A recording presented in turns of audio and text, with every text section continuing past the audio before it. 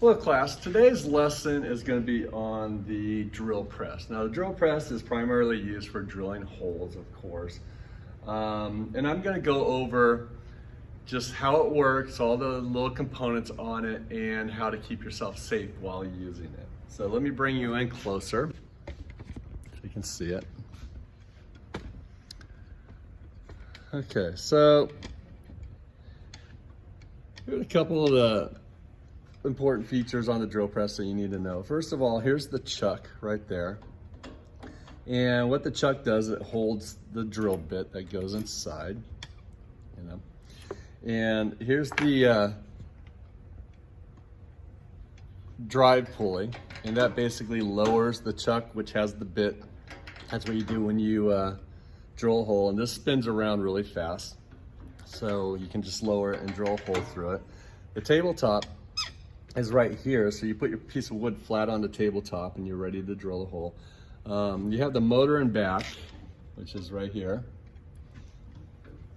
right there. That's the motor, and then there's a drive belt that's contained in this housing right here. You don't really need to see that, but there's a drive belt in there. And this drill press, and all my drill presses in the shop that are big, are set up to be operating at a slow speed. The reason being that I have them set at a slow speed, and here's a safety test question. You're supposed to, if you have a big bit like this hole saw bit or a Forstner bit, you have to operate the speed at a slower speed because you don't want it to grab onto the wood and violently throw it out or spin it around. So you operate at a slow speed, and that gives the machine and the bit time to remove the material. So I have all the machines set at a slow speed. And also when you're drilling with a larger bit, you actually drill the hole slower too. You don't try to rush through it and tear it through or power through it. You just let the bit do the cutting. All right. So let me introduce you to some of the bits. Here's the most common one right here. That's the twist bit right there. It's basically a blade that's been twisted around, and it's really sharp, especially when they're brand new.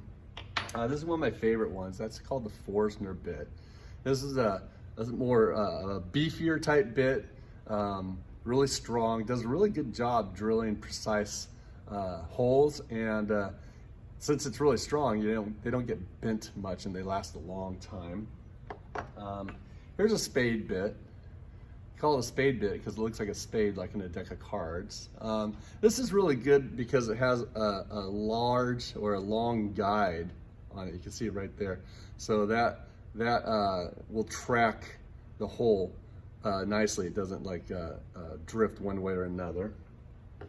Here's a hole saw if you want to like make circles for pulleys or tires or larger holes like for cornhole game or like a cup holder or something like that.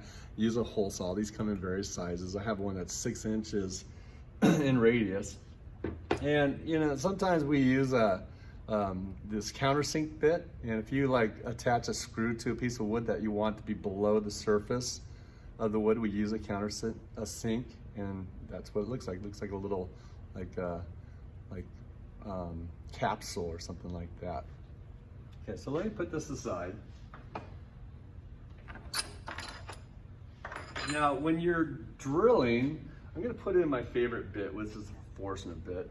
So there's a part of the chuck where you can just basically release these teeth or tighten these teeth. There's 3 teeth inside the chuck, and you can either have them open or closed. And right now, I closed it around this Forstner bit, and then this part right here, usually I have them hanging on the side of the machine. That's called a chuck key.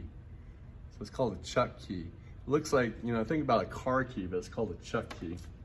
And on the chuck, which is this part, you just go around and you tighten that bit that you put in, and there's 3 points where you can tighten it, and I'm doing all 3 just to make sure it's really tight and snug.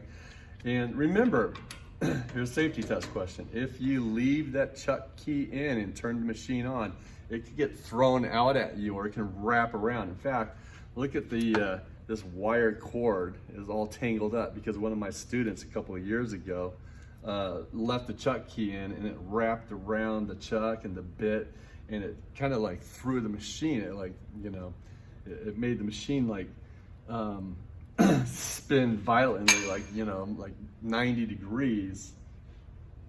So you got to make sure that the chuck key is removed. Now I'm going to drill a hole in a piece of wood. Now this is a smaller piece of wood, and what I'm going to do is I'm going to clamp this piece of wood down. So the best way I think that I'm going to clamp this piece of wood down is I'm going to use this clamp right here. I have all kinds of clamps, and I'll point them out. I'm going to use that clamp right here. It's a wooden turn screw clamp, and basically it has like these arms that you can adjust, and I'm just kind of clamping down on that piece of wood, and now that piece of wood is secure. And then I'm just gonna drill my hole. So I have enough material to hold on to this without having to worry about it getting away from me. So before you turn on the machine, make sure that your sleeves are past your elbows. You don't have any loose items of clothing. Your hair is pulled back if you have long hair. If you have loose jewelry, make sure that is removed or secured. And always wear your safety glasses, okay? Always wear your safety glasses. So I turn the machine on, I turn it off. No one talks to me, I don't talk to anybody else. So here we go. I'll drill a couple of holes.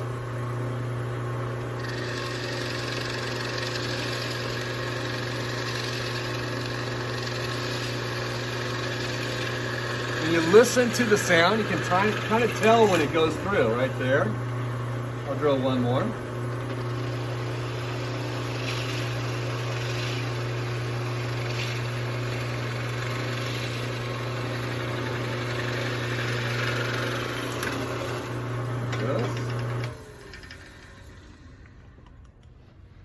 Okay, now don't touch that bit either, because the bit's gonna be really hot. It creates a lot of friction, so don't touch the bit, so it's gonna be really hot.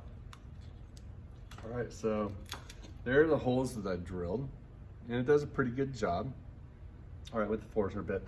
Now, when you clean off the tabletop, I just have a trash can, and I just kind of like dump this in the trash can.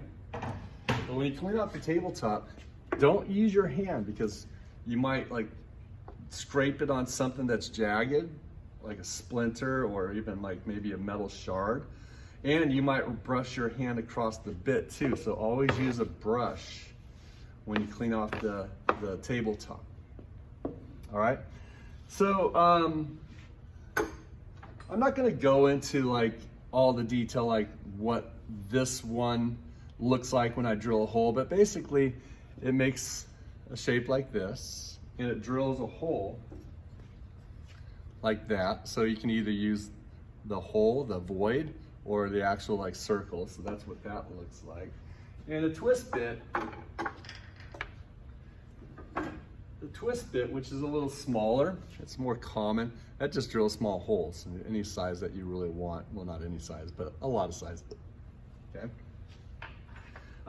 When you're clamping the wood down, here are 3 test questions that you need to know when you're clamping. First of all, if your bit is big, like this one, this is an 1.5 inch bit.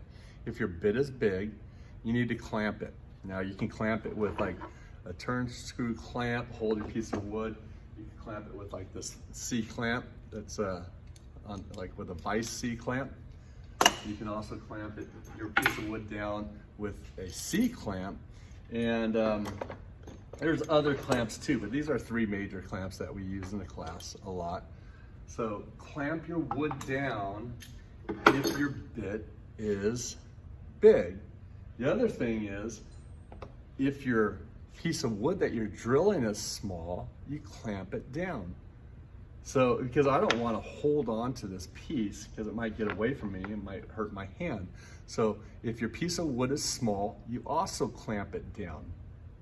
And the third question for clamping it down is like, if you're not sure if you should clamp your wood down, you're like, is that a big bit or is that a small bit? If you're not sure, then you clamp it down. So if the bit is big, clamp it. If your piece of wood is small, clamp it. And if you're not sure, then err on the side of caution, always clamp it. So those are 3 ways or 3 reasons why you should clamp your wood. Okay. And the other thing that I want to mention is position of your wood. Now, if I position my wood on the right-hand side and it spins around, it will come and get me, you know? So I have to position my wood on the left-hand side, so if it does spin around, it will hit the column back here. See how it'll hit the column? So make sure that you position your wood on the left-hand side. All right, so let me go through all the safety questions again, which you'll see on the test, and then we'll be done. All right, first of all, make sure when you tighten the bit that you don't leave the chuck key in, because if you leave the chuck key in, it might wrap around or it might throw out and hit you.